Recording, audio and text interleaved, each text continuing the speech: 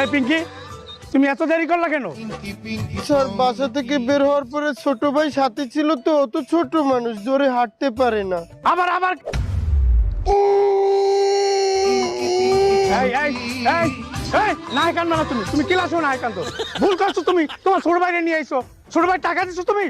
Sir কি বলেন, অত ছোট মানুষ, একটা ছোট্ট একটা বাচ্চা আর কতই বা খেতে পারে বলেন? হ্যাঁ, তোমার ছোট ভাই কোথায়? ওই তো স্যার দেখেন বাচ্চার পিছনে কি সুন্দর খেলা করছে।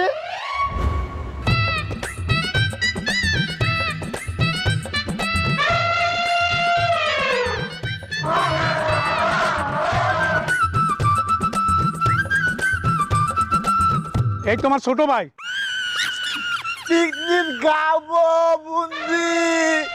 এই দামড়াটা তোমার ছোট ভাই না? এ যদি ছোট ভাই, আমিও তো তোমার ছোট ভাই। আমি একটা যে হেডমাস্টার, আমার তো এই মূল্য তো দেয় না কেউ। তোমরাও দাও না, আশিকও দেয় না, মনেরও দেয় না। হেক কথা মতোই তোমরা চলো।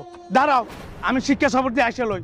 তোমার ছোট ভাইরে টিসি দিব, আর তোমারে কি করবো আমার বাসায় না, বুঝছো? তারপর দিলাম তোমার একটা কিছু দিব, দেখতেছি আমি। আর শিক্ষা যখন আসবে তুই পাটা